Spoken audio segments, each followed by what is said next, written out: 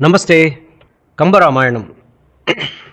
మందర తెచ్చిన వార్త మనస్సులో ఆనందం నింపింది కైకమ్మకు. పున్నమి చంద్రుని వంటి ఆమె ముఖబింబం చల్లని పున్నమి వెన్నెల వంటి సంతోషాన్ని వెదజల్లుతున్నది. కైకమ్మ ముఖం చూసిన మంథర వంటికి కారం పూసుకున్నట్లయింది. బుసబుస పొంగే కోపంతో రుసరుసలాడుతూ మెడలో కైకమ్మ వేసిన ముత్యాల దండను నేలకు బలంగా విసిరికొట్టి అరుపులు లంకించుకుంది. పాడు బ్రతుకు! భరతుడు నీకు పుట్టకపోయినా బాగుండేది. నీ కడుపున పుట్టిన పాపానికి నాడు నేడు ఆ కరిమబ్బు లాంటి రాముడి ముందు చేతులు కట్టుకొని నిలబడవలసిన పరిస్థితి దాపురించింది.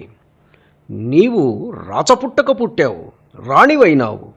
నీ దాసి అయిన నేరానికి నేటి నుండి నేను కూడా ఆ కౌసల్య దాసీలకు ఊడిగం చేసే దరిద్రం పట్టబోతున్నది.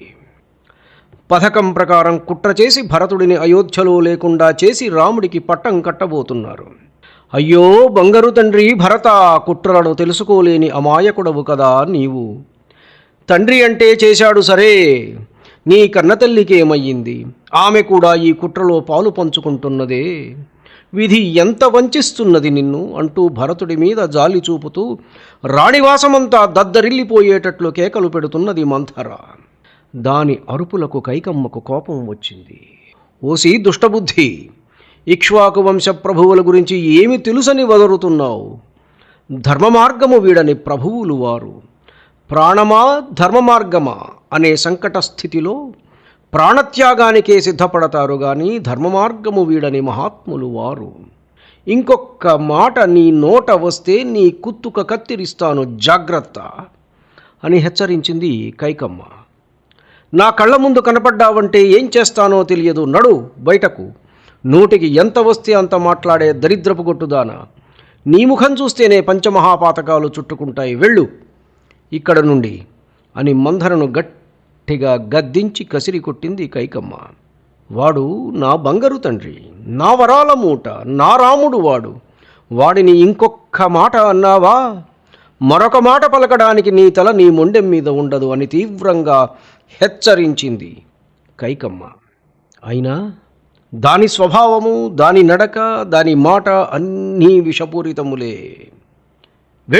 వెళ్ళిక్కడ నుంచి, లేని ఎడల తీవ్రమైన దండనకు గురి అవుతావు అని కైకమ్మ క్రోధంతో హెచ్చరించినా మందర అంగుళం కూడా గదలలేదు. పైగా అది కైకమ్మకు సాష్టాంగ నమస్కారం చేసి, సనజాజితి ఇవ్వలాంటి సొగసైన మా రాణి, నీవు అవునన్నా కాదన్నా, చీపమన్నా చీరేస్తానన్నా నీకు మంచి చెప్పటం నా ధర్మం. రాజ్యాన్ని పాలించే అర్హత రాముడికొక్కడికేనా? భరతుడికి అర్హత లేదా? నీవు నీ కొడుకు ఈరోజు హాయిగానే ఉండి ఉండవచ్చు, కానీ భవిష్యత్తు ఎలా ఉంటుందో ఎవరికి తెలుసు? ఆ రాముడు ఆ కౌసల్యల మనస్సు ఎప్పుడూ ఒకలాగానే ఉంటుందా? ఏమో, ఎవరికి తెలుసు? మహామహా తపస్సంపన్నుల చిత్తమే చపలంగా ఉంటుంది. గొప్ప గొప్ప సాధువుల మనస్సే చంచలంగా మారుతుంది. రాముడనగా కౌసల్య అనగా ఎంతవారు? నేడు నీవు రాణివి, రేపు నీవెవరివి? నేడు నీ ఆజ్ఞలకున్న విలువ రేపుంటుందా? ఎవరికైనా ఇప్పటి వలె అంగుళం భూమి అయినా ఆనాడు రేపు దానమివ్వగలవా? అందుకు రాముడి అనుమతి కావాలి. కౌసల్య దయాదాక్షిణ్య వీక్షణాల కోసం నీవు వెంపర్లాడాలి. నీ నిస్సహాయత పట్ల నీకు అప్పుడు సిగ్గువేయదు? ఎందుకొచ్చిన బ్రతుకిది అనే భావన పొడసూపదు? ఇప్పుడు నీ తండ్రి సుఖంగా ఉన్నాడంటే అందుకు తన అల్లుడు దశరథ చక్రవర్తి భుజబలానికి భయపడి రాజులెవరూ ఆయన రాజ్యం మీద దాడి చెయ్యకపోవడం వల్లనే కదా.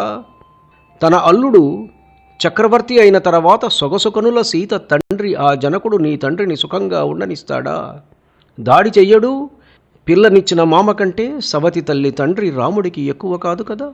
నీ తండ్రికి సహాయపడడానికి వెళతాడా? రాముడు, వాడి నీడ లక్ష్మణుడు భోగాలు అనుభవిస్తుంటే భరత శత్రుఘ్నులు వారికి దాస్యం చేయవలసినదేనా? భరతుడి తలవ్రాత అంతే అని ఊరుకుంటావా? అంతే. అమృత కలశంలో కాలకూట విషం ఒలికింది. స్వచ్ఛమైన మనస్సుతో, ఉన్నతమైన ఆలోచనలతో జింకవలే అమాయకంగా రాచమహలులో సంచరించే రాణికైక నేడు విషపు పురుగు వలె మార్చబడింది. అణువణువున రాక్షసత్వము నిండిపోయి అందమైన ఆమె ముఖము కుటిలత్వమును ప్రతిఫలిస్తూ చూడటానికే భయంకరంగా మారిపోయింది. రామచరిత తరతరములు చెప్పుకొని తరించడానికి భగవంతుడు ఆమె బుద్ధిని అంత క్రూరంగా మార్చాడు. అకట విధి చేసే వింతలకు అంతు కలదా? ధన్యుణ్ణి. నమస్కారం. మీ ఊటుకూరు జానకి రామారావు.